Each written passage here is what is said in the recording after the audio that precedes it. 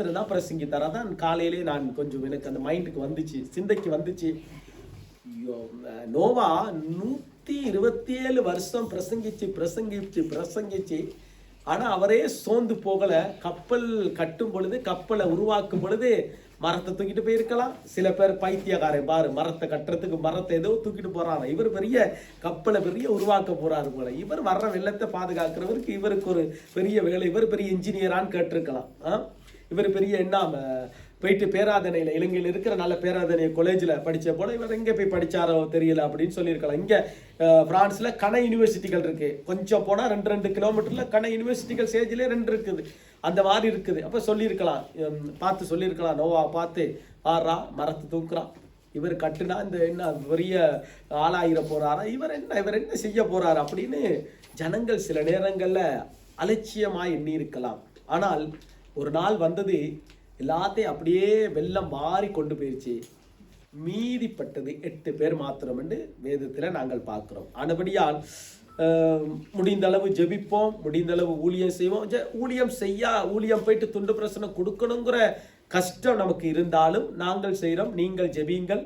எப்படியோ தமிழ் மக்கள் எல்லாம் ரசிக்கப்பட வேண்டும். கடைசி மூச்சு இருக்க 2 பேரா இருந்தாலும் ஆராதனை நான் செஞ்சுதான் ஆகணும், 3 பேரா இருந்தாலும் நான் செஞ்சுதான் ஆகணும். ஏன்னா நாங்களே குடும்பமாக 7 பேர் குடும்பமாகவே அம்மா அப்பாவை வச்சுக்கொண்டு என் பிரசங்கத்தை கேட்டு அவங்களே கலைச்சு போயிட்டாங்க. எவ்வளோ காலம் தான் மரமாட்ட பிரசங்கத்தை கேட்கறது, எவ்வளோ காலம் தான் பிள்ளைகள் தகப்பண்ட பிரசங்கத்தை கேட்கறது. மனைவிக்கு எப்போ பார்த்தாலும் பிரசங்கம், வேலைக்கு போனால் பிரசங்கம், டெலிஃபோனில் வீட்டுக்கு வந்தா பிரசங்கத்தை கேட்டு மனைவியே சலிச்சு போயிட்டான். அதனால தான் ஆண்டுடைய கிருபையில டக்குன்னு ஒருத்தர் எழுப்பினார், நம்முடைய அருமையான ஊழியக்கார். அடுத்து வர்ற நாட்கள் சுமதி அக்காவெல்லாம் எழுப்புவார். அடுப்படியால் ரொம்ப சந்தோஷம். அடுத்து சிம்சோன் இருக்கார்.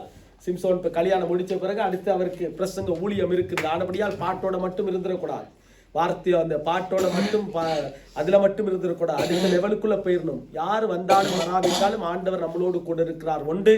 2வது, நாம் செய்ய செய்ய செய்ய செய்ய நம்முடைய ஆவிக்குரிய வாழ்க்கை பலனுள்ளதாய் மாறும். நம்முடைய ஆவிக்குரிய வாழ்க்கை உறுதியாய் மாறும். பலவீனம் தான் சில நேரங்களில் இந்த கிளைமேட்னால எல்லாருக்கும் பலவீனம். ஆனபடியால் அந்த பலவீனத்தை பார்த்து கொண்டு இருந்தால் நாம் வேலைக்கு போக முடியாது. பலவீனத்தை பார்த்து கொண்டு இருந்தால் நமக்கு கொடுக்கிறதான எப்பேமெண்ட் ராதேவுக்கு போக முடியாது. பலவீனத்தை பார்த்து கொண்டிருந்தால் நமக்கு கிடைக்க வேண்டிய பொருள் கிடைக்காமல் போயிடும். நம்ம எப்படியோ நாம் நடந்தோ திரிஞ்சோ நம்முடைய தேவைகள் சந்திக்கப்படுகிறதுக்கு நாங்கள் போகிறோம். அதே போல தேவனை தேடி வந்திருக்கிறோம்.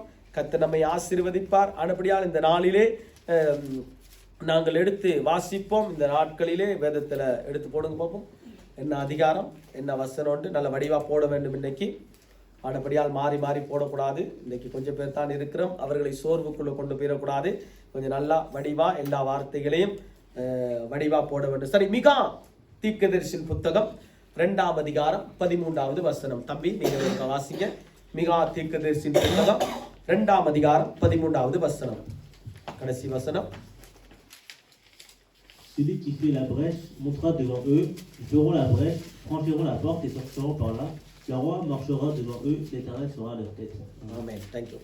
வாசிக்க பார்ப்போம் சுமதி அக்கா. தடைகளை நீக்கி போடுகிறவர் அவர்களுக்கு முன்பாக நடந்து போகிறார். அவர்கள் தடைகளை நீக்கி வாசலால் உட்பிரவேசித்து கடந்து போவார்கள். அவர்கள் ராஜா அவர்களுக்கு முன்னாக போவார், கர்த்தர் அவர்கள் முன்னணியில் நடந்து போவார். ஆமென். கொஞ்சம் கஷ்டமா தான் இருக்கு. கடைசி அதிகாரம் கொஞ்சம் பயணத்துல கொஞ்சம் கஷ்டப்பட்டு தேட வேண்டிய புத்தகம் மிகாவா போயிட்டு. ஆனாலும் நல்ல அருமையான ஒரு வார்த்தை இன்றைக்கு நாங்கள் தியானிக்க போகிறோம். தடைகளை நீக்கி போடுகிறவர் நமக்கு முன்பதாக கடந்து போகிறார். ஆகவே நம்முடைய வாழ்க்கையில் அநேக தடைகள் இருக்கிறது. இந்த தடைகள் எல்லாம் நீக்கி போடுகிறதுக்கு நம்முடைய பலத்தினாலே செய்ய முடியாது, நம்முடைய புயத்தினாலே ஒன்று செய்ய முடியாது. அதுதான் ஆவிக்குரியவர்கள் என்று சொல்லும் பொழுது பிரித்தெடுக்கப்பட்டவர்கள் நமக்கு தெரியும். ஆவிக்குரியவர்கள் என்று சொல்லும் பொழுது சத்தியத்தின்படி வாழுகிறவர்கள் என்று தெரியும். ஆவிக்குரியவர்கள் என்று சொல்லும் பொழுது பரலோகத்திலிருந்து பரிசுத்த ஆவியானுடைய வல்லமையினாலே நடத்தப்படுகிறது தெரியும். ஆனால் ஆவிக்குரியவர்களுடைய வாழ்க்கையிலே சில விதமான தடைகள் காணப்படுகிறது. என்ன தடை காணப்படுகிறது? தடையை குறித்து நமக்கு தெரியும். அநேக தடைகள், குடும்பத்திலே ஒரு விதமான தடைகள், ஆகவே நம்முடைய வாழ்க்கையில ஒரு விதமான தடைகள், இப்படி தடை சொல்லிக்கொண்டே போகலாம், அடுக்கி கொண்டே போகலாம், நாள்தோறும் பேசிக்கொண்டே போகலாம் தடைகளை குறித்து. ஆனால் அந்த தடைகளை நீக்கி போடுகிறதுக்கு நம்முடைய ஆண்டவராலே மாத்திரம்தான் முடியும். சில காரியங்கள் நம்மாலே நம்முடைய பலத்தினாலே செய்வோம் என்று சொன்னால் சரிக்கு விழுந்து விடுவோம். அந்த தடை அப்படியே தான் இருக்கும், தடைக்கு ஒரு மாற்றம் வராது. ஆகவே தான் வெண்கல கதவுகளை உடைத்து இரும்பு டாப்பால்களை முறியடித்து அந்தரங்கத்தில் இருக்கிறதான பொக்கிஷங்களை ஒளிபீடத்துக்கு கொண்டு வருகிறார் என்று வேதம் சொல்லுகிறது.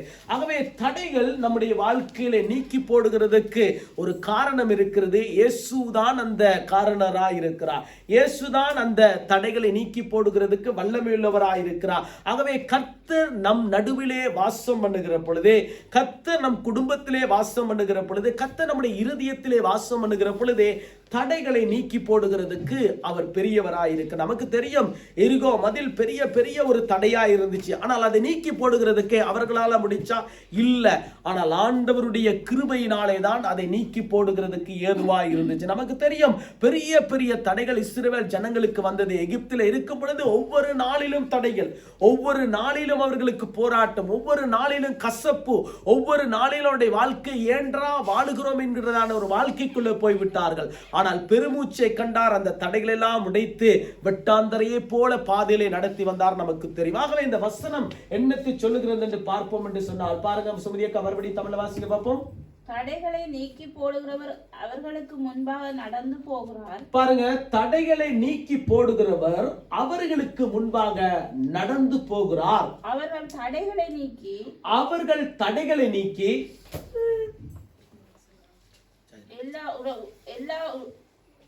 எல்லா பிரவேசத்துக்கு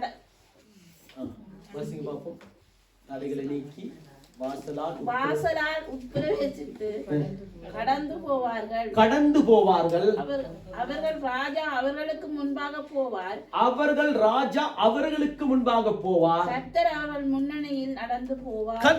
அவர்கள் முன்னணியில் நடந்து போவார். முக்கியமான ஒரு காரியம், தடைகளை நீக்கி போடுகிறவர் நமக்கு முன்பதாக இருக்கிறார். இரண்டாவது, கடைசியாய் பார்க்கின்ற பொழுதே கர்த்தர் அவர்கள் முன்னணியில் நடந்து போவார். கர்த்தர் நம்முடைய வாழ்க்கையில இருக்கிறதான தடைகளை நீக்கி போடுகிறதுக்கு அவர் நடந்து போனார் என்று சொன்னால் வெற்றி நமக்கு நிச்சயம், விடுதலை நமக்கு நிச்சயம். ஆகவே இந்த தடைகளை குறித்து நாங்கள் வேதத்திலிருந்து முடிந்த அளவு 4 காரியங்களை பார்ப்போம். ஒன்று, இந்த தடைகள் எதற்காக நம்முடைய வாழ்க்கையில இந்த தடைகள் வருகிறது, ஏன் ஆசீர்வதிக்கப்படுகிறதுக்காகவே நாங்கள் அழைக்கப்பட்டோம். ஆகவே தான் நல்ல பிறந்தநாள், கடந்த வருஷத்திலே பல தடைகள் இருந்துச்சு, நல்ல ஒரு பாயிண்ட் ஒன்று கிடைச்சிருக்கு பிறந்தநாள். ஆனபடியால் தடைகள், கடந்த வருஷத்திலே பலவிதமான தடைகள் இருந்துச்சு, பலவிதமான போராட்டங்கள் இருந்துச்சு சகோதரிக்கு. ஆனால் கர்த்தர் கொஞ்சம் கொஞ்சமாக மாற்றி மாற்றி மாற்றி இப்பொழுதே அதனுடைய வாழ்க்கையிலே ஒரு நல்ல ஒரு ஆசீர்வாதத்தை கர்த்தர் கொடுக்கிறார். இனி வரப்போகிற நாட்களிலே இந்த தடைகள் எல்லாம் உடைத்து, எத்தனை சட்டங்கள் வந்தாலும் சரி, எத்தனை விசுவாசத்தினுடைய அந்த காரியங்கள் போராட்டங்கள் வந்தாலும் சரி, ஆனால் விசுவாசம் விலகி போகாதபடி அந்த காரியத்தை ஆண்டவர் வாக்கிய பண்ணுவார், அந்த விசாவை கர்த்தர் வாக்கிய பண்ணுவார் என்கிறதான முழு நிச்சயத்தோடு கூட விசுவாசிக்கின்ற பொழுது கர்த்தர் அதை சந்திப்பார். ஆனால் அந்த தடை ஒரு தடைதான். எல்லாருடைய வாழ்க்கையிலும் ஒவ்வொரு விதமான தடைகள். ஆகவே எனக்கு ஒரு விதமான தடைகள் இருக்கிறது, உங்களுக்கு ஒரு விதமான தடைகள் இருக்கிறது. ஆகவே ஒவ்வொரு விதமான தடைகள் இருக்கின்ற பொழுது அந்த ஆசீர்வாதத்தை மேற்கொள்ள முடியாது. ஆகவே அந்த ஆசீர்வாதத்தை மேற்கொள்ள வேண்டும் என்று சொன்னால் தடைகள் நீக்கப்பட வேண்டும். தடைகள் நீக்கப்பட வேண்டும் என்பது சொன்னால் அது யார் நீக்கப்பட வேண்டும்? இயேசுவால மாத்திரம்தான் அதை நீக்க முடியும். ஆகவே தான் இன்றைக்கு தடைகளை நீக்குகிறதுக்காக பாருங்க, தங்களுடைய பலத்திலே ஓடி ஓடி ஓடி ஓடி போயிட்டு கடைசியா களைச்சி நின்றுவார்கள், இயலாமல் போய்விடும். ஆனால் நமக்கு ஆண்டவர் கற்றுக் கொடுக்கிற ஒரு காரியம் ஒன்று இருக்கிறதே, தடைகளை நீக்கி போடுகிறவர் கர்த்தர், அவர் நமக்கு முன்பதாக நடந்து போகிறார். இதுதான் பிரதானமானது. ஆகவே இஸ்ரவேல் ஜனங்களை நீங்கள் பார்ப்பீர்கள் என்று சொன்னால் என்னாகமம் புத்தகத்திலே 16ஆம் அதிகாரத்திலே 46, 47, என்னாகமம் 16வது அதிகாரத்தை நீங்க வீட்டில் போய் வாசித்து பாருங்கள். இவர்களுக்கு ஒரு தடை இருந்தது, பாவம் இவர்களுக்கு ஒரு தடை இருந்தது. ஏனென்று கேட்டால் இவருடைய வாழ்க்கை ஆசீர்வதிக்கப்படுகிறதுக்கு ஒரு தடை, கானாவிற்கு போகிறதுக்கு ஒரு தடை, இவருடைய வாழ்க்கையில பலன் குன்றி போனதுக்கு ஒரு தடை, பலன் குறைந்து போனதுக்கு ஒரு தடையா இருந்துச்சு. இப்ப என்னாகம புத்தகத்திலே நாங்கள் பார்க்கின்ற பொழுது பாருங்க, என்னாகம புத்தகத்திலே 16ஆம் அதிகாரத்திலே 46, 47 நாங்கள் வாசிக்கின்ற பொழுது, வாசிக்க சுமதியை காப்பா தம்பி, நீங்கள் ஒரு வாசிக்க பார்ப்போம். என்னாகமம் 16, 46, 47.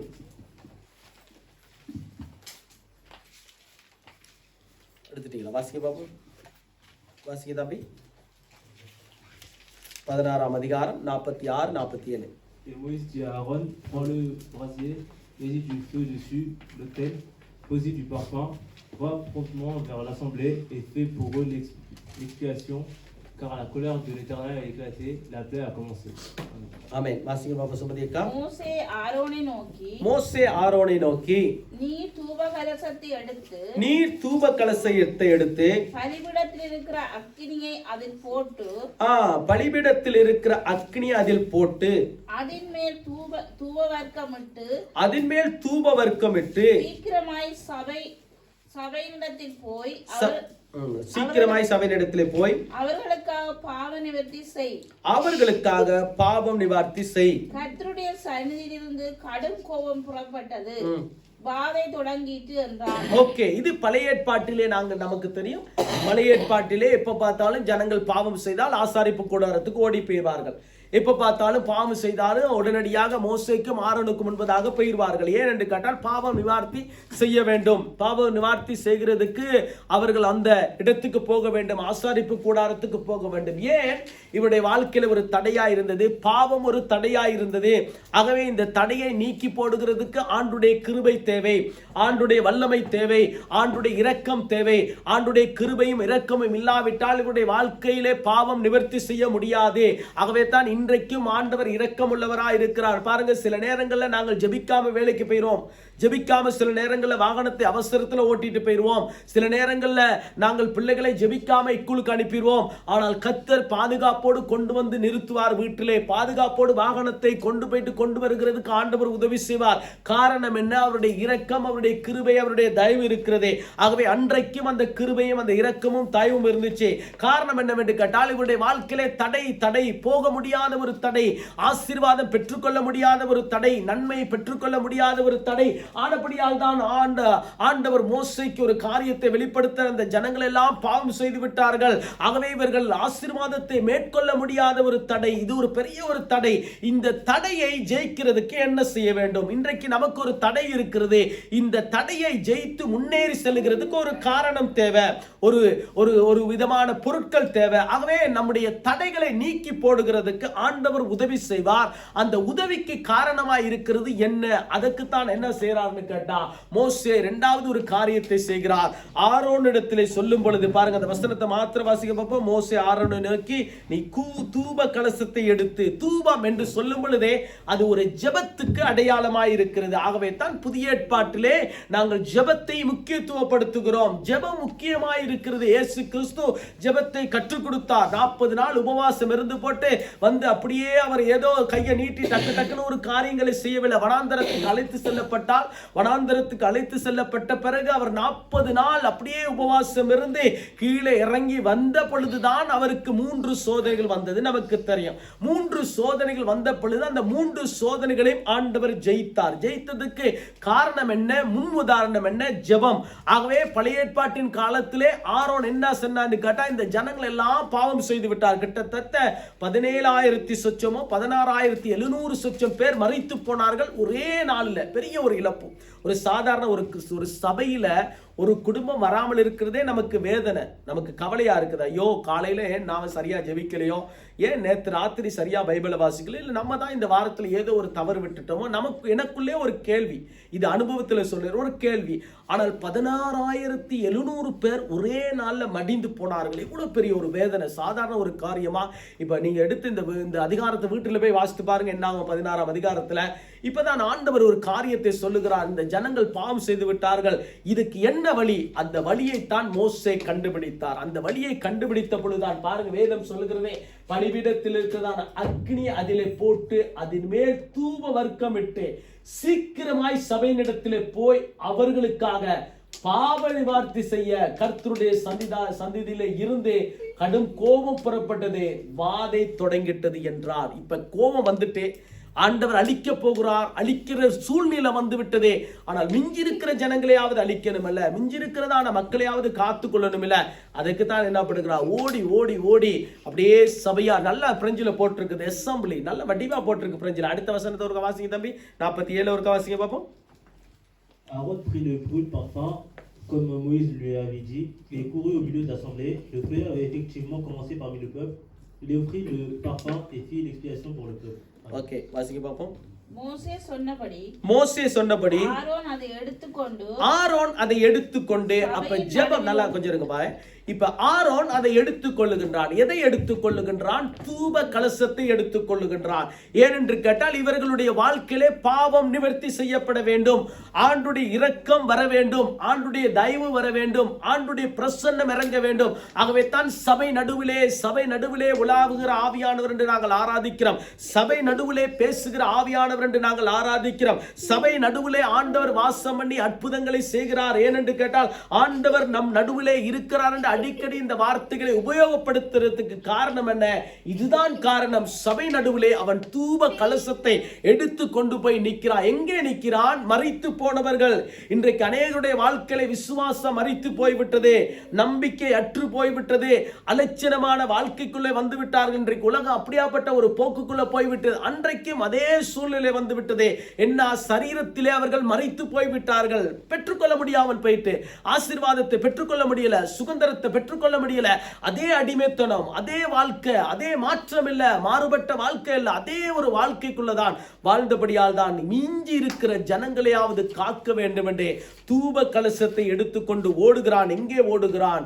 சபை நடுவிலே ஓடுகிறான். ஓடும் பொழுதே ஆண்டவர் மனம் இறங்குகிறார். மனம் இறங்கி ஒரு காரியத்தை செய்கிறார். இன்றைக்கும் ஆண்டவர் இந்த கால வேளையிலே, இந்த மத்தியான நேரத்திலே மனம் இறங்கி நம்முடைய வாழ்க்கையிலே அற்புதம் செய்கிறவர். அதிசய காரணம் அவர் நமக்கு கற்றுக் கொடுத்திருக்கிறது. அதுதான் ஜெபத்தை கற்றுக் கொடுக்கிறது. அதுதான் பாதர் ஒரு நல்ல பாட்டு உண்டு. ஆகவே அந்த ஆவி எங்களுக்குள்ளே வாசம் பண்ணும் ஆவியானவரே, எங்களுக்குள்ளே வாசம் பண்ண எப்படி ஜெபிக்க வேண்டும், எதற்காக ஜெபிக்க வேண்டும், கற்றுத்தாரும் ஆவியானவரே. இந்த பாட்டெல்லாம் இப்ப தேடி பிடிக்க முடியாது. இப்ப எப்படியாவது 5 நிமிஷம் ஜெபிச்சாச்சு, ரைட்டு பெட்ஷீட்டை போத்தியாச்சு, படுத்தாச்சு, முடிஞ்சு.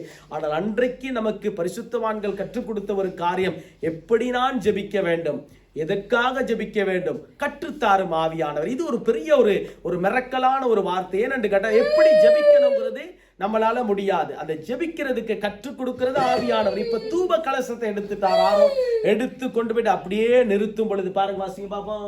மோசே சொன்னபடி ஆரோன் அதை எடுத்துக்கொண்டு சபை நடுவிலே ஓடினான். சபையின் நடுவில் ஓடினான். ஜனங்களுக்குள்ளே வாதை தொடங்கி இருந்தது. அவன் தூவவர்க்கம் போட்டு ஜனங்களுக்காக பாவ நிவர்த்தி செய்து பாவ நிவர்த்தி செய்து வாஸ்து பாவ நிவர்த்தி செய்து செத்தவர்களுக்கும் உயிரோடு இருக்கிறவர்களுக்கும் நடுவே நின்றான். அப்பொழுது வாதை நிறுத்தப்பட்டது. ஓகே, இப்ப வாதை நிறுத்தப்பட்டது. நமக்கு தெரியும் இஸ்ரவேல் ஜனங்களுக்கு ஆண்டவர் அந்த 10 வாதைகளை எகிப்து ஜனங்களுக்கு காண்பித்தார். 10 வாதைகள் நான் ஏற்கனவே சொல்லியிருக்கிறேன். 10 வாதைகள் அவர்களுக்கு அது வாதையாயிருந்தது. ஆனால் இஸ்ரவேல் ஜனங்களுக்கு அது அற்புதம். அவர்களுக்கு இருட்டு, இவர்களுக்கு வெளிச்சம். அவர்களுக்கு வியாதி, இவர்களுக்கு சுகம். அவர்களுடைய பிள்ளைகள் மரித்து போனார்கள், அவருடைய பிள்ளைகள் உயிரோடு இருக்கிறது. இப்ப 2 பேத்துக்கு நடுவுல, செத்தவர்களுக்கு நடுவுல, உயிரோடு இருக்கிறவர்களுக்கு நடுவுல போய் நிற்கிறார். நிற்கும் பொழுதே தான் அந்த வாதை நிற்கப்படுகிறது. நம்முடைய வாழ்க்கையிலே என்னென்ன காரியத்தை கடந்த நாட்களிலே, கடந்த வருஷத்திலே சில தடைகள் காணப்பட்டதோ, எதனால் இந்த தடைகள் வந்தது? மோசே கண்டுபிடித்தார். ஆகவே ஆண்டவர் கண்டுபிடித்தார், இதுதான் தடை. ஜனங்களுக்குள்ள இந்த தடை தான். இது பெரிய ஒரு காரியம். என்ன? பாவம். இந்த பாவத்தை நிவர்த்தி செய்யறதுக்கு எங்கு போனாலும் முடியாது. ஆகவே தேவ சமூகத்துக்கு வர வேண்டும். தேவ சமூகத்திலே வந்து தேவனை நோக்கி பார்த்தால் ஒழிய அவர்களுடைய பாவம் நிவர்த்தி செய்ய முடியாது. இது பழைய ஏற்பாட்டில், புதிய ஏற்பாட்டிலும் இதே சத்தியம் தான். ஆகவே அந்த பாவம் நிவர்த்தி, என்னதான் பணம், பொருள், எத்தனை காரியங்கள் இருந்தாலும் பாவம் நிவர்த்தி செய்கிறதுக்கு ஒரே ஒரு இடம் ஆண்டுடைய சமூகம் தான். ஆண்டவரை நோக்கி பார்த்து, பரலோகத்தை நோக்கி பார்த்தால் முடிஞ்சு, எல்லாமே முடிஞ்சு. இரக்கம், கிருபையும் தயவும் கொடுத்து அப்படியே அதை இல்லாமல் பண்ணிடுவார். ஆகவே தான் இந்த மோசே ஆரோனுக்கு சொல்லும் பொழுதே அவர் அப்படியே தூப கலசத்தை கொண்டு போகிறார். இன்றைக்கு நம்முடைய வாழ்க்கையில அந்த ஜெபமாகிய தூப கலசத்தை எடுப்போம் என்று சொன்னால் நமக்கு என்ன தடை இருக்கிறது? நம்முடைய வாழ்க்கையில தேவ பிரசன்னம் வர முடியாத தடையா, அல்லது தேவனுடைய மகிமை நமக்கு ஆளுகை செய்ய முடியாத தடையா, அல்லது நம்முடைய வாழ்க்கையில வியாதி ஒரு தடையா, நம்முடைய வாழ்க்கையில பொருளாதார ஒரு தடையா, என்ன தடை காணப்படுகிறது?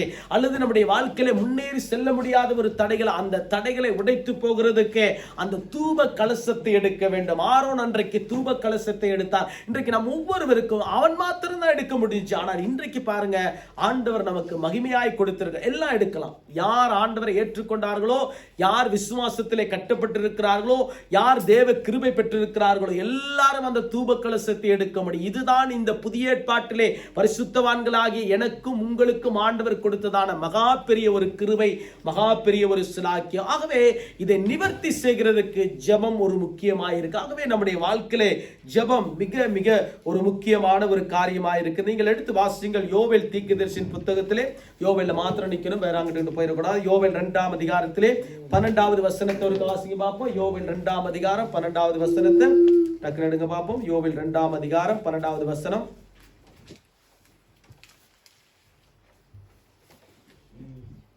Maintenant encore et déclare l'Éternel, revenez à moi de tout votre cœur avec des jeûnes et avec des pleurs et des lamentations.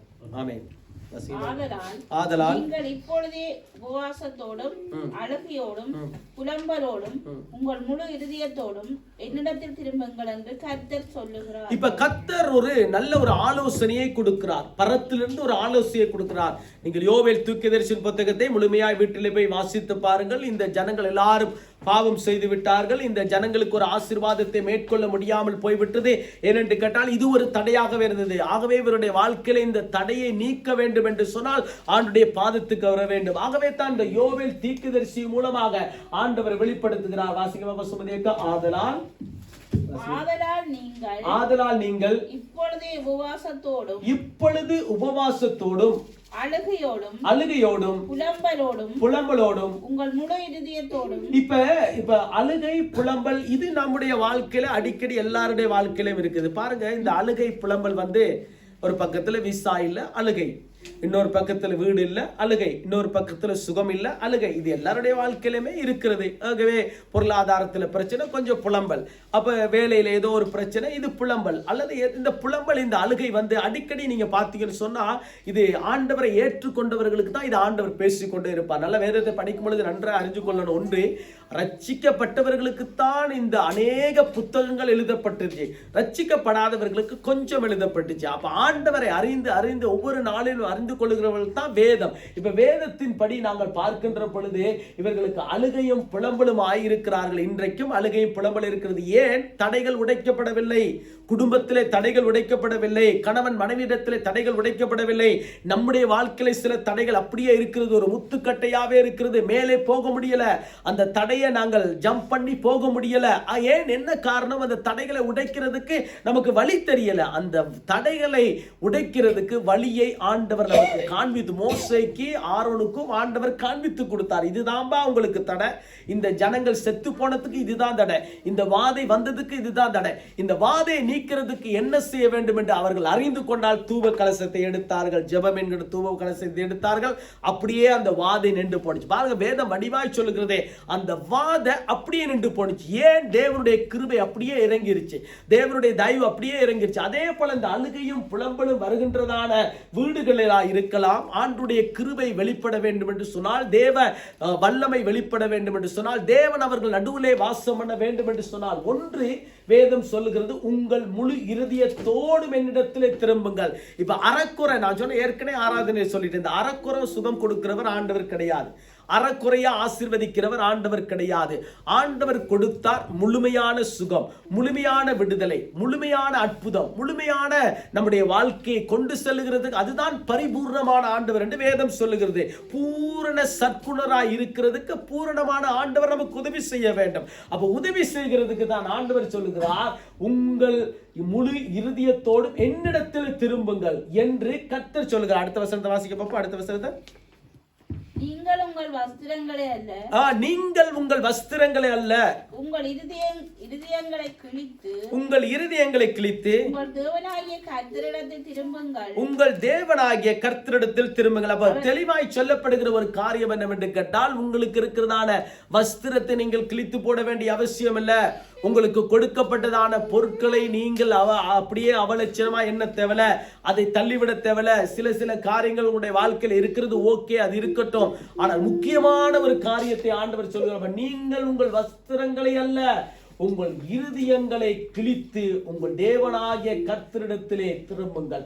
அழகா சொல்லுகிறார் யோவேல். பாருங்க, நீங்க நல்லா கவனிச்சு பார்க்க வேண்டும். அழுகை இருக்கு, புலம்பல் இருக்கிறது, இதெல்லாம் இருக்கிறதே. ஆனால் முழு இருதயத்தோடு முதலாவது சொல்லுகிறார், முழு இருதயம் தேவை.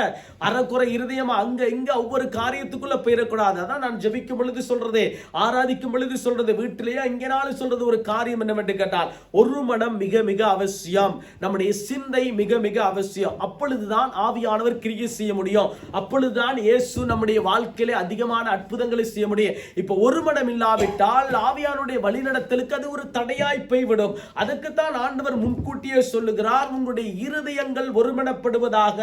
ஆகவே உங்களுடைய வஸ்திரங்களை அல்ல, உங்கள் இருதயத்தை நீங்கள் கிழிக்க வேண்டும். உங்கள் இருதயத்தில் என்ன காரியம் இருக்கிறதே அது தேவ சமூகத்துக்கு ஒப்புக் கொடுங்கள். தேவ சமூகத்துக்கு ஒப்புக் கொடுக்கிற பொழுது, ஏன் அது ஒரு ஜெபம். அந்த ஜெபம் ஜெபிக்க ஜெபிக்க என்ன செய்யறதே, தடைகள் நீங்கிக் கொண்டே போகிறார். அதான் வாசித்து படிக்க பார்ப்போம். அடுத்த வாசிக்க, தேவனாகிய கர்த்தரிடத்தில் திரும்புங்கள், அவர் இரக்கமும், பாருங்க, அவர் இரக்கமும் மன உருக்கமும். இப்ப இரண்டாவது மன உருக்கமும் நீடிய சாந்தமும் மிகுந்த கிருபையும் உள்ளவர். இப்ப மிகுந்த கிருபையும் உள்ளவர். நல்லா கவனிக்கணும். இது புதிய ஏற்பாட்டில் அநேக இடங்களிலே கிருபையை குறித்து அப்போஸ்தலனாகிய பவுல் நீங்கள் எடுத்து வாசிப்பீர்கள் சொன்னா, ரோமர் ஃபுல்லா வீட்டுல போய் வாசிக்க டைம் இல்ல. ரோமர்ல வாசிக்கிற பொழுதெல்லாம் 5, 6, 7 எல்லாம் கிருபை கிருபை கிருபை குறித்து தான் பிரசங்கிட்டு இருக்கிறார். ஏனென்று கேட்டால் அந்த கிருபை மகத்தானதே. ஆகவே தான் பழைய ஏற்பாட்டு காலத்தில் நாங்கள் பார்க்கின்ற பொழுது சங்கீதங்களின் புத்தகங்களிலே கிருபை கிருபை கிருபை என்று அநேக இடங்களிலே வருகிறது. இப்ப இங்கேயும் ஆண்டவர் என்ன சொல்லுகிறார்? வேதம் சொல்லுகிறது, உங்கள் தேவனாகிய கர்த்தரிடத்திலே திரும்புங்கள், அவர் இரக்கமும். அப்ப எவ்வளவு நல்லா போட்டிருக்கேன், அவர் இரக்கமுள்ளவராய் இருக்கிறார். எதற்கு இரக்கமுள்ளவராய் இருக்கிறார்? நாங்கள் இருதயத்தை தேவ சமூகத்திலே ஒப்புக் கொடுக்கிற பொழுதே, நம்முடைய மனமாற்றுதலுக்குள்ளே வருகிற பொழுதே, நம்முடைய தடைகள் உடைக்கப்பட வேண்டும் என்று தேவ சமூகத்தில் இருக்கின்ற பொழுதே, நாமும் நம்மை நாமே ஒப்புக் கொடுக்கிற பொழுது என்ன நடக்கிறது? அவர் இரக்கமுள்ளவராய் இருக்கிறார். இரண்டாவது மன உருக்கமுள்ளவராய் அப்படியே இறங்கி வந்துட்டார். அந்த ஜனங்கள் அப்படியே, அந்த இஸ்ரவேல் ஜனங்கள் அப்படியே மடிந்து போகிற நேரத்தில் என்ன நடந்துச்சுன்னு கேட்டா, அந்த தூப கலசத்தை எடுத்த உடனே அந்த ஜெபம் என்கிறதான அந்த ஆயுதத்தை நானும் நீங்களும் எடுத்தவுடன் என்ன நடக்கிறது? ஆண்டவர் அப்படியே மனம் உறங்கிட்டார். அப்படியே மனம் இறங்கிட்டார். பாருங்க, அவன் மனம் இரக்கமுள்ள மனிதரை பார்த்து சொல்லுவோம். ஒரு சிலர் பாருங்க, பிச்சைக்காரனை கண்டு ஏதாவது கொடுத்தோம்னு சொன்னா நம்ம என்ன சொல்றோம்? பாரா, இரக்கமுள்ள கொடுத்துட்டு போறான் அப்படின்னு. ஆனா அதை பார்க்கிலும் ஆண்டவர் பெரியவர். அதுதான் சொல்லுகிறார். என்னன்னு கேட்டால், அவர் இரக்கமும் மன உருக்கமும் நீடிய சாந்தமும் மிகுந்த கிருபையும் உள்ளவர். ஆகவே தான் இந்த மிகுந்த கிருபை என்கின்ற வார்த்தை ரொம்ப சாதாரணமா இல்லை. இது ஒரு நல்ல அருமையான ஒரு வார்த்தை. இதை பெற்றுக் கொள்கிறதுக்கு தேவ சமூகத்திலே தேவனோடு கூட நம்முடைய தூப கலசமாகிய அந்த ஜெபத்தை நாம் எடுக்கிற பொழுது அதிலே இருந்து நமக்கு ஒரு தடையிலிருந்து அந்த வெற்றியை காணுகிறதுக்கு கர்த்தர் கிருபை செய்வார். நீங்கள் பாருங்க பாப்போம். அடுத்த 14வது ஒரு வாசிங்க பாப்போம். சுமதியக்கா 14வது வாசித்து முடிங்க பாப்போம். ஒருவேளை அவர் திரும்பி மனஸ்தாபப்பட்டு தேவனாகிய கர்த்தருக்கு போஜன பலிகளையும் பான பலிகளையும் செலுத்துவதற்கான ஆசீர்வாதத்தை தந்தருளுவார். ஆகவே இந்த ஆசீர்வாதத்தை தந்தருளுகிறதுக்கு என்ன காரியம்? முதலாவது ஒரு காரியம், இந்த தடைகள் உடைக்கப்பட வேண்டும். தடைகள் உடைக்கப்படுகிறதுக்கு என்ன ஆயுதத்தை எடுக்க வேண்டும்? ஜெபத்தை எடுக்க வேண்டும். அன்றைக்கு ஆரோன் தூப கலசத்தை எடுத்தார். இன்றைக்கு நமக்கு ஜெபம் கொடுக்கப்பட்டிருக்கிறது. ஜெபத்தை எடுத்தோம் என்று சொன்னால், ஜெபத்தை நாங்கள் நாள்தோறும் நம்முடைய தேவ சமூகத்திலே ஜெபிக்கிறதுக்கு நம்முடைய வாழ்க்கை போய்விட்டால் வெற்றி தான். நம்முடைய வாழ்க்கையிலே விடுதலை தான். நம்முடைய வாழ்க்கையிலே அற்புதம் தான். நம்முடைய வாழ்க்கையிலே அதிசயம். இதை இயேசு நமக்கு புதிய ஏற்பாட்டிலே நமக்கு அநேக இடங்களிலே கற்றுக் கொடுத்திருக்கிறார். சீசர்களுக்கு கற்றுக் கொடுத்திருக்கிறார், ஜனங்களுக்கு கற்றுக் கொடுத்திருக்கிறார். ஜெபத்தை முக்கியத்துவப்படுத்தி ஆண்டவர் பேசி இருக்கிறது நமக்கு நன்றாக தெரியும். ஆகவே இரண்டாவது ஒரு காரியம், கீழ்ப்படிதல் மிக முக்கியம். ஆகவே நம்முடைய வாழ்க்கையிலே சில தடைகள் இருக்கிறது. இந்த தடைகள் இல்லாமல் போகணும்னு சொன்னால் கீழ்ப்படிதல் மிக அவசியம். யோசுவாவின் புத்தகத்தை நீங்க எடுத்து வாசிக்க பார்ப்போம். யோசுவா 24, 24 இருந்து வாசிக்க தம்பி. யோசுவா 24, 24 டக்குனு போடுங்க பார்ப்போம். யோசுவா 24, 24.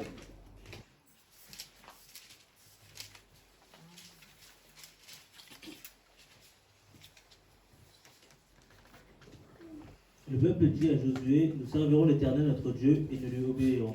Amen. ஆமென். வாசிங்க பாப்போம் சுமதிக்கா. அப்பொழுது ஜனங்கள் யோசுவாவை நோக்கி நம்முடைய தேவனாகிய கர்த்தரையே சேவித்து நம்முடைய தேவனாகிய கர்த்தரையே சேவித்து அவர் சத்தத்துக்கே கீழ்ப்படிவோம் என்றார்கள். அவருடைய சத்தத்துக்கே கீழ்ப்படிவோம் என்றார்கள். இது யார் சொல்லுகிறது? நமக்கு தெரியும், இஸ்ரவேல் ஜனங்கள். இப்ப இவர்களுக்கு ஏன் தேவ சத்தத்துக்கு கீழ்ப்படிய வேண்டும்? இன்னைக்கு பாருங்க, அநேகர்களுக்கு தேவ சத்தத்துக்கு கீழ்ப்படிய விருப்பம் இல்லை, தேவ சத்தத்துக்கு செவி கொடுக்க விருப்பம் இல்லை. ஆகவே தேவ சத்தம் மிக மிக ஒரு முக்கியம். அப்ப தேவ சத்தம் வந்துட்டா என்ன நடக்கிறது? ஒரு கீழ்ப்படிதலுக்கு அடையாளமான மனிதர்களாய் மாறிவிடுகிறார்கள். அப்ப கீழ்ப்படிதல் மிக அவசியம். வேதத்தில் அநேக இடங்களில் பார்க்கக்கூடியது ஒன்று என்னவென்று கேட்டால், கீழ்ப்படியாத ஜனங்களுக்கும் கீழ்ப்படிந்த ஜனங்களுக்கும் ஒரு ஆண்டவர் ஒரு வித்தியாசத்தை உண்டு பண்ணி இருக்கிறார். அப்ப இரண்டாவது ஒரு காரியம் என்னவென்று கேட்டால், நம்முடைய வாழ்க்கையிலே தடைகள் உடைக்கப்பட வேண்டும் என்று சொன்னால் தேவ சத்தத்துக்கு செவி கொடுக்கிறவர்களாய் மாறிவிட வேண்டும். தேவ சத்தத்தை செவி கொடுக்கிறது மாத்திரமல்ல, அதுக்கு கீழ்ப்படுகிறவர்களாய் மாறிவிட வேண்டும். ஆகவே தான் பர்த்திமேயு குருடன் நமக்கு தெரியும். இந்த பர்த்திமேயு குருடன் வழியருகே பிச்சை கேட்டுக் கொண்டிருந்த பொழுது என்ன நடந்துச்சு? அவன் சத்தமாய் கூப்பிட்டான், தாவீதின் குமாரனே எனக்கு இறங்கும், தாவீதின் குமாரனே எனக்கு இறங்கும், தாவீதின் குமாரனே. எத்தனையோ பேர் அதட்டி இருக்கலாம், சுற்றி இருக்கிற சீசர்கள் அதட்டி இருக்கலாம், ஜனங்கள் அதட்டி இருக்கலாம். பிச்சைக்காரனை கண்டாவே பிடிக்காது, பிச்சைக்காரன் அப்படி இப்படி இருக்கிறனால கிட்ட போகிறதுக்கே மனம் வராது. அந்த அளவுக்கு பிச்சைக்காரன் வாழ்க்கை. பலவிதமான வஸ்திரங்களை போட்டு அழுக்கா இருந்து அவனுடைய முடி வெட்டா. நமக்கு தெரியும் பிச்சைக்காரன் இப்ப இருக்க உலகத்தில் இருக்கிற பிச்சைக்காரர்களை தெரியும். இங்க இருக்கிற பிச்சைக்காரன் டீசன்ட் பிச்சைக்காரர்கள். ஒரு சிலர் நாங்கள் பார்த்தோம் பிச்சைக்காரனை பார்க்கிறதுக்கே நம்ம இருந்த காலங்களில் இலங்கையில பார்க்கும் பொழுது கொஞ்சம் அவலட்சணமா இருக்கும். அன்றைக்கு இஸ்ரவேல்ல அப்படியாப்பட்ட பிச்சைக்காரர்கள் இருக்கும் பொழுது யாரும் கண்டு கொள்ள மாட்டார்கள், யாரும் மதிக்க மாட்டார்கள். ஆனால் அவன் தேவ சத்தத்தை கேட்கிறதுக்காக ஆர்வமாய் இருந்தான். ஏனால் தேவனுடைய வாயிலிருந்து ஒரு வார்த்தை புறப்பட்டா போதும், என்னுடைய கண்கள் திறக்கப்படும். ஆகவே அவனுடைய வாழ்க்கையில ஏக்கம் இருந்தது என்ன? ஆண்டவர் எப்படியாவது எனக்கு பேசணும், எப்படியாவது ஒரு வார்த்தை சொல்லிடணும், எப்படியாவது ஒரு வார்த்தை சொன்னா நான் சுகப்படுவேன். இது அவனுடைய வாழ்க்கையில் இருந்ததான மிகப்பெரிய ஒரு விசுவாசமா இருந்தது. ஆகவே தான் அவன் கீழ்ப்படிந்து தேவ சந்நிதி, தாவீதின் குமாரனே எனக்கு இறங்கும் இறங்கும் இறங்கும் என்று கேட்ட பொழுதே ஆண்டவர் உடனடியாக அவனுடைய வாழ்க்கையை சுகப்படுத்தினார். ஏன்? அந்த கீழ்ப்படிதல் முக்கியமாகவே நம்முடைய வாழ்க்கையில பாருங்க, அந்த வசனம் சொல்லுகிற, அப்பொழுது ஜனங்கள் யோசுவாவை நோக்கி நம்முடைய தேவனாகிய கர்த்தரை சேவித்து அவர் சத்தத்துக்கு கீழ்ப்படிவோம் என்றார்கள். என்ன கேட்டா, இதற்கு முன்னே வாழ்க்கை பார்த்தா முரட்டாட்டம், எப்ப பார்த்தாலும் முரட்டாட்டம், எப்ப பார்த்தாலும் போராட்டம். இது நம்மள மாதிரி இல்ல, அவர்கள் பயங்கர ஆட்கள், பொல்லாதவர்கள். கண்டு அவங்க மாதிரி இப்ப எத்தனை நன்மை பெற்றவர்கள், நம்முடைய வாழ்க்கையை பார்க்கலாம். அவர்கள் விலையேற பெற்ற ஆசீர்வாதத்தை பெற்றவர்கள். இருப்பினும் அவர்களுடைய வாழ்க்கை எப்படியா இருந்ததுன்னா, போயிட்டு உட்காருங்க, பிறகு வாரனா பிறகு வார. ஆகவே அவர்களுடைய வாழ்க்கை எப்படியாப்பட்டதா இருந்துச்சு? அவருடைய வாழ்க்கை மிகவும் ஆசீர்வதிக்கப்பட்ட வாழ்க்கையாய் கர்த்தர் மாற்றினார். இதுதான் அவருடைய வாழ்க்கை. அடுத்த வசனத்தை வாசிக்க பாப்போம் சுமதியக்கா, 25 வாசிக்க பாப்போம். அந்தபடி யோசுவா அந்நாளில் சீகேமிலே ஜனங்களோடு உடன்படிக்கை பண்ணி அவர்களுக்கு அதை பிரமாணமும் நியாயமுமாக ஏற்படுத்தினான். அவர்களுக்கு பிரமாணமாகவும் நியாயமாகவும் ஏற்படுத்தினான். காரணம் என்னவென்று கேட்டால், அது ஒரு பிரமாணம். ஆகவே தேவனை சேவிக்கிறது ஒரு பிரமாணம், கீழ்ப்படுகிறது ஒரு பிரமாணம். ஆகவே இதை நீங்கள் கற்றுக்கொள்ள வேண்டும். இதுக்கு பிறகு நீங்கள் இந்த வசனத்தை வீட்டில் போய் வாசித்து பாருங்கள்.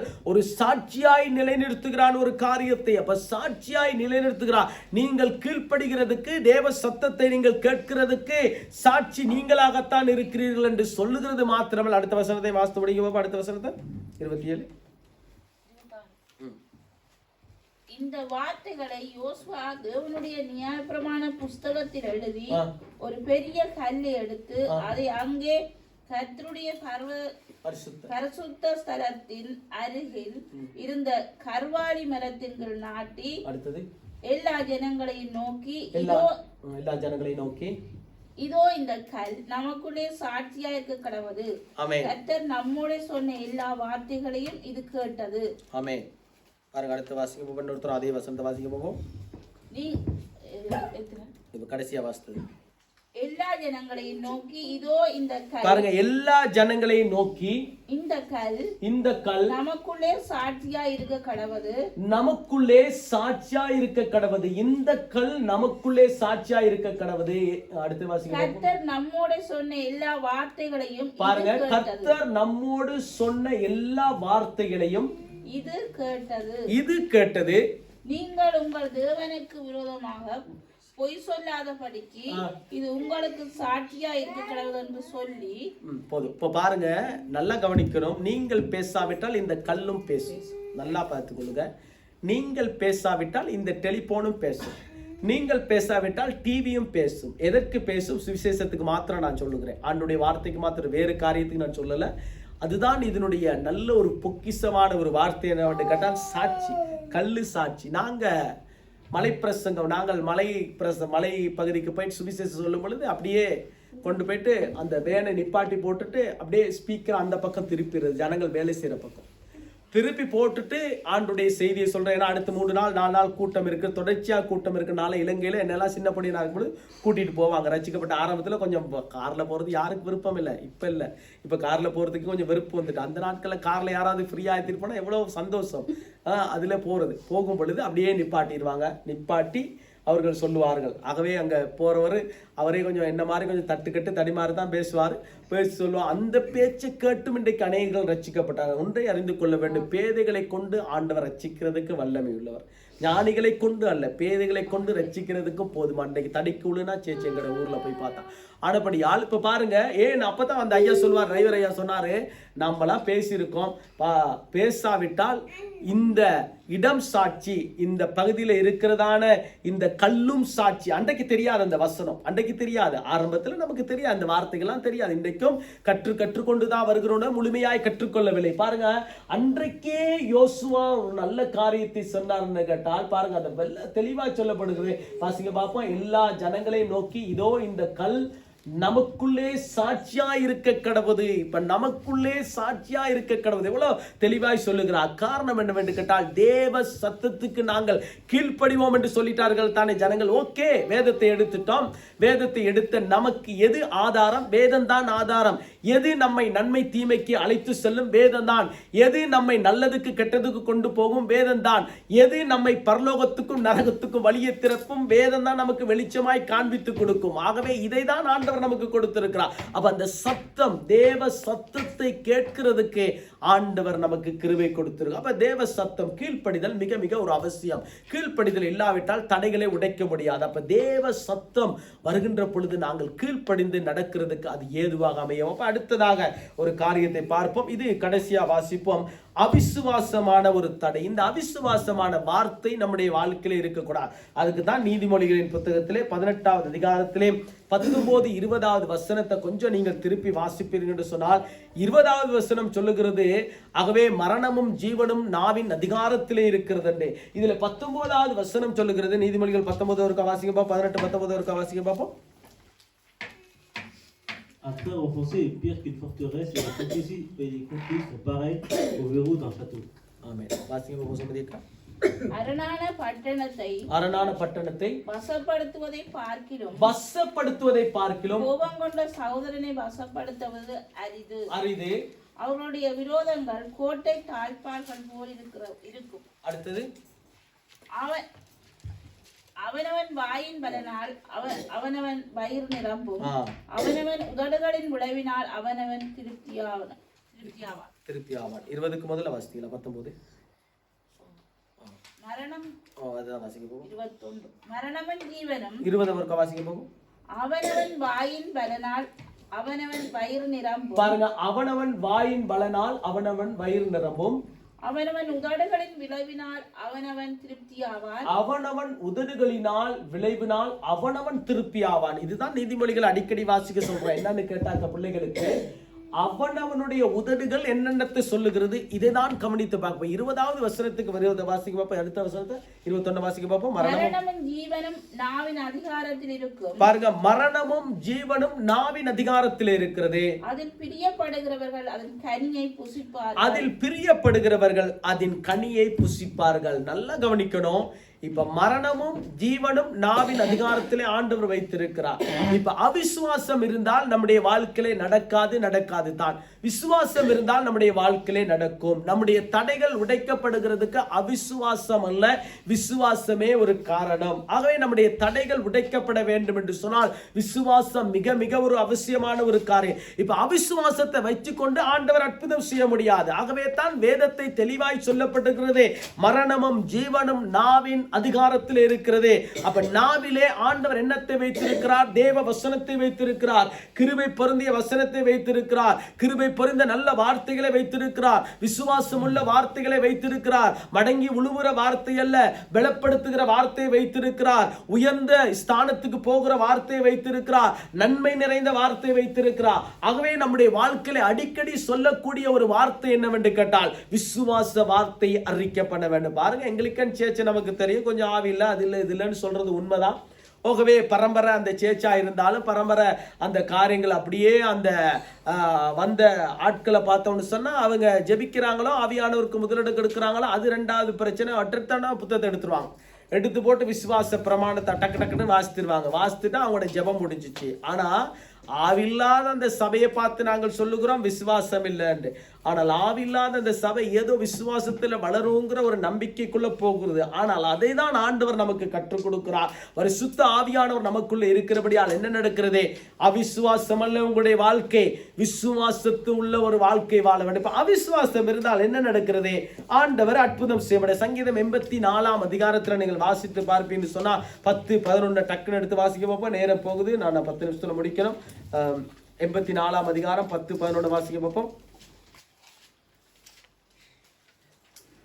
C'est toi qui es notre bouclier, vois ô Dieu, regarde le visage de celui qui tu as désigné par onction.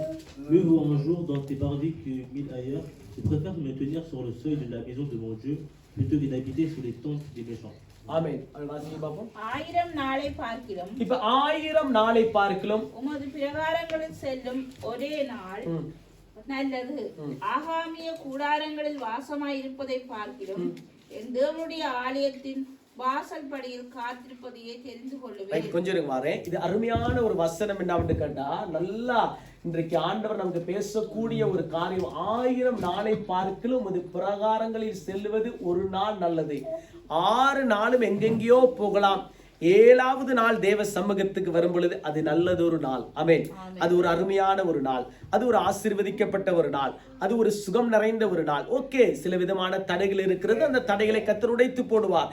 இது எதற்காக? இது அவிசுவாசத்துக்கு அடையாளம் அல்ல, விசுவாசத்துக்குரிய அடையாளம். அடுத்தது பாருங்க, ஆகாமின் கூடாரங்களிலே வாசமாய் இருப்பதை பார்க்கிலும் என் தேவனுடைய ஆலயத்தில் வாசல் படியில் காத்திருப்பதை தெரிந்து கொள்ளுவேன். இப்ப சங்கீதக்காரன் சொல்லுகிறான் என்னன்னு கேட்டா, தேவனுடைய சமூகத்திலே தேவனுடைய பாருங்க ரட்சிப்பின் அனுபவம் இல்லாத நாட்கள் பழைய ஏற்பாடு. ரட்சிப்பினுடைய அந்த அனுபவிக்க முடியாது. பரிசுத்த ஆவியானவர் வருவார் பெயர்வார். ஆனா இப்ப மாதிரி இல்லை, இப்ப பரிசுத்த ஆவியான் நிரந்தரமாய் கொடுக்கப்பட்டிருக்கிறது. எவ்வளவு பெரிய ஒரு பாக்கியம். ஆனா அந்த நாட்களை தாவீதுக்கு ஒரு வெளிப்பாடு வந்துச்சு என்னன்னு கேட்டா, நான் வாசப்படியிலே தேவனுடைய ஆலயத்தின் வாசப்படியிலே காத்திருப்பதை தெரிந்து கொள்வேன். அடுத்ததுதான் போகிறார். அடுத்த வாசிக்க பார்ப்போம். தேவனாகிய கர்த்தர் இப்ப தேவனாகிய கர்த்தர் சூரியனும் கேடகமுமானவர். கர்த்தர் கிருபையையும் மகிமையும் அருளுவார். கர்த்தர் கிருபையும் மகிமையும் அருளுவார். உத்தமமாய் நடக்கிறவர்களுக்கு நன்மையை வழங்காதிரார். இப்ப விசுவாசத்திலே நடக்கிறவர்கள், அவிசுவாசத்தை குறித்து சொல்லப்படவில்லை. விசுவாசத்திலே நடக்கிறவர்களுக்கு என்ன நடக்கிறது என்று கேட்டால் ஆண்டவருடைய வசனம் தெளிவாய் சொல்லுகிறதே, அவர் வந்து கர்த்தர் கிருபையும் மகிமையும் இருக்குது. ஆனால் அந்த ரெண்டையுமே என்ன பண்றாங்க? மகிமையும் ஆளுவார். ஒன்று கிருபையை ஆண்டவர் கொடுத்து கொண்டே இருப்பார். கிருபை கிடைக்க கிடைக்க கிடைக்க என்ன நடக்கிறது? அடுத்த ஆண்டவருடைய மகிமையினாலே நிரப்பிக் கொண்டே இருப்பார். ஏன்? தடைகள் உடைக்கப்பட வேண்டும். ஆகவே அவிசுவாசமான வார்த்தையை சொன்னா நம்முடைய வாழ்க்கையில தடைகள் உடைக்கப்படாது. விசுவாசம் உள்ள வார்த்தை அறிக்கை பண்ண சுகம் கிடைக்கும், பொருளாதாரம் கிடைக்கும், நம்முடைய வாழ்க்கை விடுதலை கிடைக்கும், ஆவிக்குரிய வாழ்க்கையில முன்னேறி செல்வோம், நம்முடைய ஜெப வாழ்க்கை கட்டப்படும், நம்முடைய பரிசுத்தமான வாழ்க்கை ஆண்டவர் இன்னும் பரிசுத்த பரிசுத்தப்படுத்துவார், நமக்கு நல்ல ஞானத்தை கொடுப்பார், பிள்ளைகளுக்கு நல்ல அறிவை கொடுப்பார். இந்த வார்த்தையை சொல்ல சொல்ல சொல்ல சொல்ல என்ன நடக்கிறது?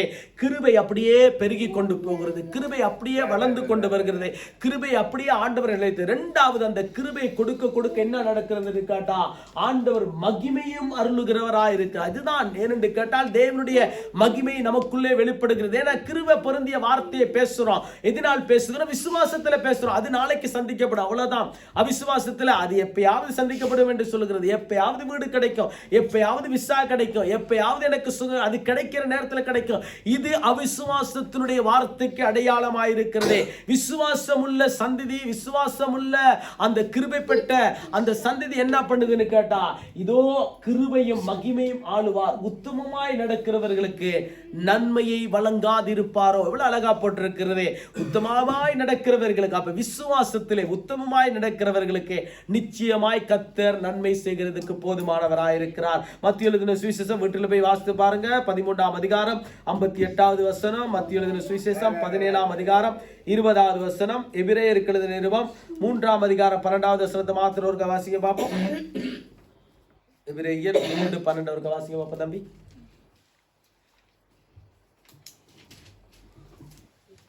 Faites attention, frères et sœurs, qu'aucun de vous n'ait un cœur mauvais et incrédule qui le détourne de Dieu vivant. ஆமென். வாசிக்க பார்ப்போம். எபிரேயர் 3:12. சகோதரரே, ஜீவனுள்ள தேவனை விட்டு விலகுவதற்கு ஏதுவான அவிசுவாசமுள்ள பொல்லாத இருதயம் உங்கள் ஒருவருக்குள்ளும் இராதபடிக்கு நீங்கள் எச்சரிக்கையாயிருங்கள். இப்ப பவுல் தெளிவாய் சொல்லுகிறார். இதேதான் இயேசு கிறிஸ்து. நீங்கள் வீட்டில் போய் வாசித்து பாருங்கள். மத்திய எழுதின சுவிசேஷம் 13ஆம் அதிகாரம் 58வது வசனம். 13வது அதிகாரத்தை நீங்கள் வாசிக்கும் பொழுது இந்த ஜனங்களுக்கு ஆண்டவர் அற்புதம் செய்ய முடியாமல் போய்விட்டது. அந்த ஊர்ல, அவர் பிறந்த நாசரேத் ஊர்ல அற்புதம் செய்யாமல் முடியாமல் போயிட்டு. காரணம் என்னவென்று கேட்டால் அவர்களுக்குள்ள இருந்த விசுவாசம், அவர்களுக்குள்ள இருந்ததான அந்த அவிசுவாசமான வாழ்க்கை. அவிசுவாசம் இருந்தபடியால் ஆண்டவர் அந்த இடத்துல அற்புதம் செய்ய முடியும். இன்றைக்கு பாருங்க, நம்மளை ஏற்றுக்கொண்டவர்களுக்கு நாம எல்லா காரியங்களும் செய்யறோம். நம்ம ஏற்றுக்கொள்ளாதவர்களுக்கு நாம் என்னதான் செஞ்சாலும் அவர்களுடைய வாழ்க்கையில அது திருப்தியை கொண்டு வராது, நமக்கு தெரியும். ஆகவே நாம் எல்லாரையும் நேசிக்க வேண்டும் என்று நாம் நினைத்து போவோம். அவர்களோ நேசிக்காவிட்டால் நம்முடைய வாழ்க்கையில கொஞ்சம் கஷ்டமான ஒரு சூழ்நிலை வந்துடும். அது ஒரு பக்கத்தில் இருந்தாலும், ஆனால் இயேசு அப்படித்தான் அந்த ஜனங்களுக்காக வந்தார், அந்த ஜனங்களை மீட்டுக் கொள்கிறதுக்காக வந்தார். அவர்களோ தள்ளிவிட்டார்கள். ஏன்? அவர்களுக்கு அவிசுவாசம் வந்து வச்சுட்டே. இதான் மத்திய சுவிசேஷம் 13ஆம் அதிகாரத்தில் நீங்கள் வாசிக்கும் பொழுது 58வது கடைசி வசனத்தை வாசிக்கும் பொழுது அந்த இடத்திலே ஆண்டவர் ஒரு அற்புதத்தை செய்யவில்லை, ஒரு அதிசயத்தை அவர்களால செய்ய முடியாது. காரணம் என்ன? அவரை விசுவாசிக்கல. இங்கே தான் பவுல் என்ன சொல்லுகிறார்னு கேட்டா, பவுல் தெளிவாய் சொல்லுகிற ஒரு காரியம் பாருங்க. அவர்கள் இந்த மத்திய அவருடைய அவிசுவாசத்தின் நிமித்தம் அவர் அங்கே அநேக அற்புதங்களை செய்யவில்லை. ஏன் செய்ய முடியாம போயிட்டு? ஏன்னு நாங்க சொல்றோம், நீங்கள் இயேசுவை ஏற்றுக்கொள்ளுங்க.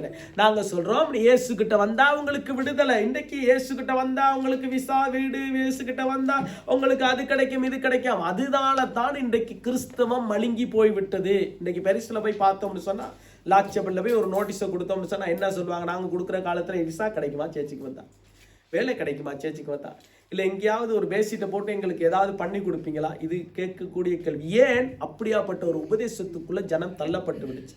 அவர்கள் மேலே குற்றம் கண்டுபிடிக்க முடியாது, அந்த அளவுக்கு அவர்கள் ஆண்டுடைய சுவிசேஷம் அழுங்கி போய்விட்டது. இன்றைக்கு நான் கடந்த நாட்களிலே நாங்கள் ஒரு காரியத்தை சொன்னோம். இயேசுவை கணக்கு கேள்விகள் கேட்கிறவர்களுக்கு பதில் சொல்ல ஆயத்தம். ஆனால் இயேசுவை நீங்கள் முழுமையாக ஏற்றுக்கொள்ளாவிட்டால் நாங்கள் பதில் சொல்லி எந்த பிரயோஜனமும் அல்ல. தர்க்கம் பண்ணி எந்த டைமை வேஸ்ட் பண்ண முடியாது. டைமை மற்றவர்களுக்கு வேஸ்ட் பண்ண, டைமை எங்கே வேஸ்ட் பண்ண வேண்டும்? இயேசுவை ஏற்றுக்கொள்ளுகிற இடத்துல தான் வேஸ்ட் பண்ணணும். டைமை எங்கே கொடுக்க வேண்டும்? இயேசுவை அறிகிற இடத்துல தான் கொடுக்க முடியும். ஆகவே என்ன சொல்லுகிறார்? இதுதான் ஆண்டவர் பார்த்து சொல்லுகிறார். அவர்களுடைய அவிசுவாசத்து நிமித்தம் அங்க அநேக அற்புதங்களை இயேசு செய்யும். அப்ப நமக்குள்ள இருக்கிறதான அந்த அவிசுவாசம் நீங்கி போக வேண்டும். அது ஒரு பெரிய ஒரு தடை. அற்புதம் செய்கிறதுக்கு தடை, அதிசயம் செய்கிறதுக்கு தடை, நம்முடைய தேள்விகள் சந்திக்க பிறகு இது முழுமையாய் ஆண்டவரை சார்ந்திருக்கிற பொழுதுதான் அந்த கிருபையும் மகிமையும் வெளிப்பட்டு கொண்டே இருக்கு. அப்ப கிருபையும் மகிமையும் வெளிப்படுகிறதுக்கு என்ன? அவிசுவாசம் உள்ள ஒரு வாழ்க்கை அல்ல, விசுவாசம் உள்ள ஒரு ஆள். அதைத்தான் பவுல் தெளிவாய் சொல்லும் பொழுது சொல்லுகிறார். வாசிங்க சுமதியக்கா, அந்த அதிகாரத்தை வாசிக்க பார்ப்போம். எபிரேயர் 3:12 வாசிக்க பார்ப்போம். சகோதரரே, சகோதரரே, ஜீவனுள்ள தேவனை விட்டு விலகுவதற்கு ஏதுவான பாருங்க.